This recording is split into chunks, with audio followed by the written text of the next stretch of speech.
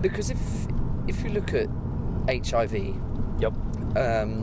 and you look at sort of the male gay community, Yep. which has a massive devastating effect, what would be the cause of that then?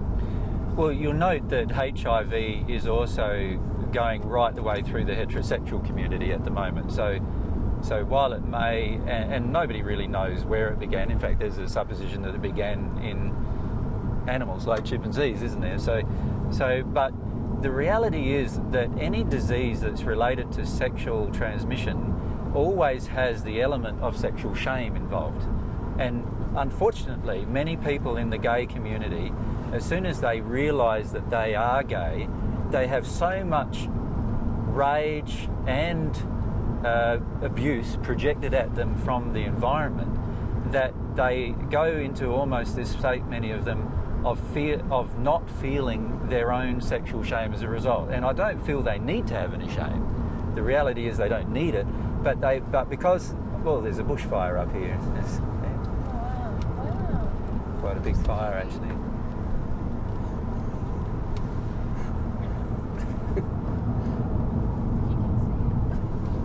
That's massive. I thought it would smell a bit smoky. Yeah. Someone's probably burnt off and it's got out of control, probably. Yeah. So getting back to the gay community, what happens is that very many gay people from a very young age know that if they admit that they are gay, they admit they are homosexual, that their families will disapprove of them, their friends will disapprove of them. They almost have this automatic feeling, many of them, of feeling sexually ashamed because they are attracted to the same gender and so forth. And these kind of feelings are the result of the projections of the world around them. Because from God's perspective, there's nothing wrong with feeling a same-sex attraction as long as it is engaged in harmony with love. But with the general community's opinion, which is very often religiously based and so forth, there is this very strong opinion that there are terrible things that have evolved with same-sex sexual interaction, and they believe, the general community believes generally, because of their religious or other types of backgrounds, males feeling like they are somehow emasculated by, admitting that that their friend is a gay person or something like that. So there's generally a lot of rage and other kinds of emotions projected at a gay person from a very young age. So they grow up in amongst this environment of anger towards their own sexuality. As a result, they absorb a lot of shame that is not theirs in the first place, but they absorb it, and then they don't allow the release of it. And then, of course, many times they act with promiscuity as well, which actually adds to the problem, because every time any person is promiscuous, there is going to be also an element of sexual shame involved in their behaviour. So when all of these things add together, there is a large amount of sexual shame, and these cause, specifically in the gay community, sexual illnesses related specifically to those kind of emotions. So the general community has sexual diseases, such as gonorrhea and other types of diseases, and those kind of diseases are also related to shame, but they're not related to the shame of being gay. They're related to other types of sexual shame.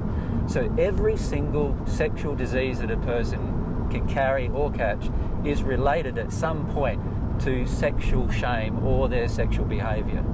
Yeah. Now, this is not saying that so for example, a person who catches gonorrhea, who's a heterosexual, it doesn't mean that they should be ashamed of their sexuality, that they should be ashamed of being a heterosexual. So for the same reason, a person who catches HIV and is a gay man shouldn't be ashamed of himself being gay, and that's not the reason why he caught the disease. The reason why he caught the disease is because of the other sexual shame associated with his childhood, his upbringing, what was projected upon him that he hasn't allowed himself to feel. And in fact, if he allows himself to feel it, there is a very high chance of him curing the disease without needing medication. Just like there is a high chance of a person with gonorrhea working through their sexual issues. A heterosexual person who's caught gonorrhea can work through their sexual issues that have caused their gonorrhea and actually cure their gonorrhea using the same method. You know, it'll be different emotions that they have to go through, though. That's the only issue. Sorry, Tom. So one of the things we need to state, though, is that oftentimes it's not the person who has the disease that is the underlying creator of the emotion that was in them that caused the disease, because oftentimes it's the environment that does that. So it might be their parents, or it might be the projections of others. But inside the person there is the suppression of that emotion, and it's the suppression of the emotion that creates the disease. So in the case of sexual shame, it's the oppression or the suppression of the individual who feels sexually ashamed of their sexual shame that causes the disease to manifest itself, rather than the sexual shame itself probably entered them from someone else, probably entered them from their parents making them feel ashamed, or their parents catching them they were masturbating or something like that and feeling ashamed, or someone making fun of them about their sexuality, making them feel ashamed. But it's the suppression of that emotion that creates the disease. So if they allowed themselves to feel the emotion when the emotion was created, the disease itself would not be created. It's also the suppression of the awareness of unloving behaviour that creates disease. So for a person who's promiscuous, for example, the suppression of the awareness of promiscuity being a problem to their body will eventually cause them to catch, through the suppression of certain shameful emotions or their conscience bothering them, will cause them to catch a certain disease, which of course can be cured by them just going through the realizations that what they chose to do was out of harmony with love, and out of harmony with love of themselves, and out of harmony with love of others, and then allowing themselves to work through the reasons why they chose to take actions that were out of harmony with love. And this is like God's feedback system. It's not a punishment system, it's a feedback system telling us when we're out of harmony with love of ourselves or love of others, or even in love of the environment. There are all sorts of feedback systems that occur there as well. And all of these feedback systems are ways that God is showing us that we're out of harmony with God's original intention for the way in which things were created. So I think today you got bitten, didn't you? Yeah, by a few insects? I got bitten, yeah. Yeah, and there's an indication there that there's something out of harmony with love inside of yourself in relation to how you see insects in the environment. Does that make sense? How I see the insect? Yeah. So your general feeling towards insects that bite you is what would be your general feeling? Yeah, I don't particularly like insects that bite me, no. No, and you'd probably kill them, wouldn't you? Like spray them or something like that generally? No, or? say for instance a spider at home, I'll put in a glass and I'll take it outside. Right, so if it's a certain type of creature, you'll take it out, like an arachnid, you'll take it out. Oh yeah, but if there's maggots and things in the bin, and then you'll kill those? I haven't killed them, but what about mosquitoes? We don't have mosquitoes. No, but you've been bitten by some midges and mosquitoes here. How did you feel towards them? There wasn't a great love I felt towards the mosquito, I must admit. And a lot of times what we're feeling is attacked, right?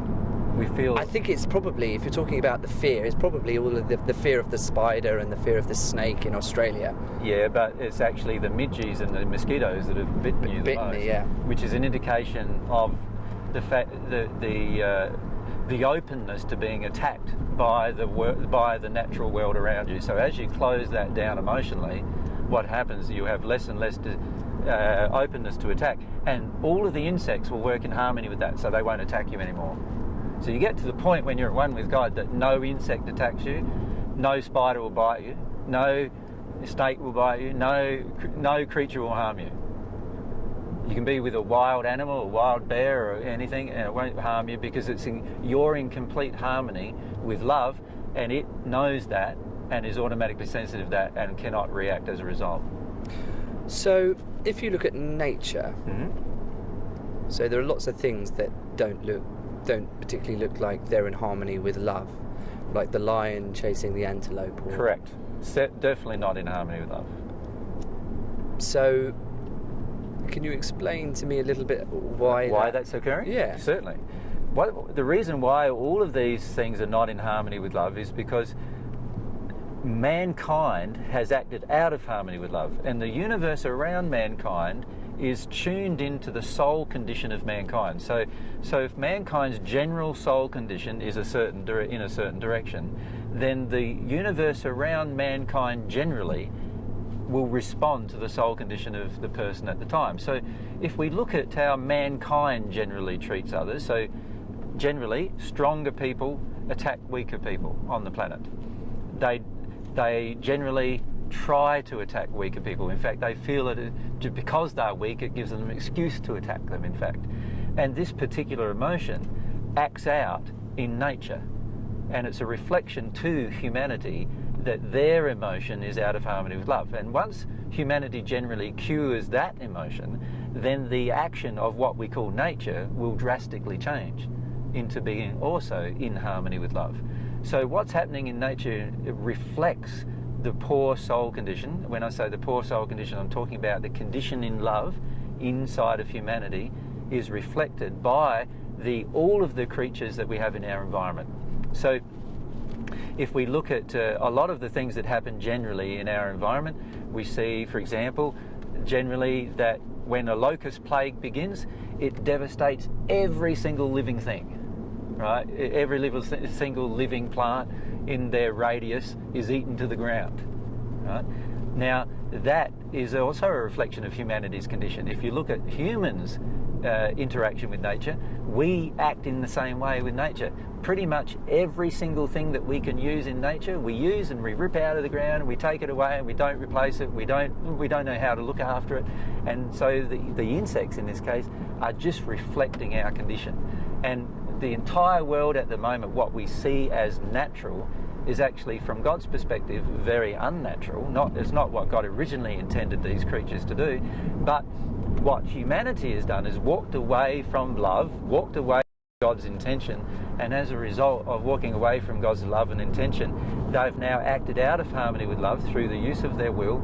And now the way God's created the universe around them is that now the universe around them will reflect to humanity their unloving behaviour and their disharmony with love.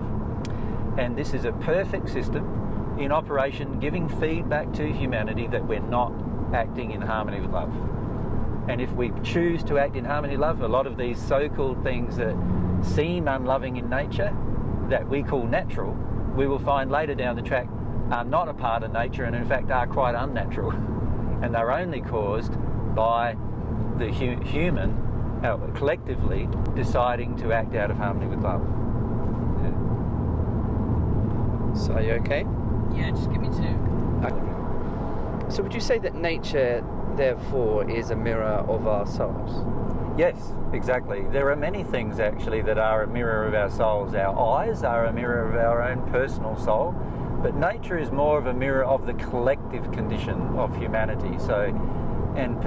But that being said, a person who individually becomes at one with God and clears away these particular unloving behaviours will find that the nature around them will respond to the loving condition of their own soul. So when they love themselves, the nature won't attack them anymore. When they love others, the nature won't attack the things they love anymore, and so forth. There's a direct reflection in amongst the conditions surrounding the individual, but also collectively, in a country and even in the entire world, there is a condition that the nature in that particular in those locations reflects. Yeah. So it's a perfect system to give us feedback. God's constantly trying to give us feedback to show us what's going wrong, and humanity generally is not responding. And we want to, basically what we want to do to nature is rule it. We want to control it. We want to bend it to our own needs and circumstances without any long-term future examination of what's actually happening, and without any care. So you see, for instance, in countries of Europe where many forests have been cut down over millennia, and so there's really not many natural forests left anymore, and we don't see that as a problem. But but there is the reflection of that problem occurring in those forests, where there's a degradation of the amount of species diversity. There's diseases that can be cured by certain species that are now, particularly certain, plant species that now, are almost extinct or near extinction. And so these kind of problems are reflecting back to us that our choices are out of harmony with love and we need to change.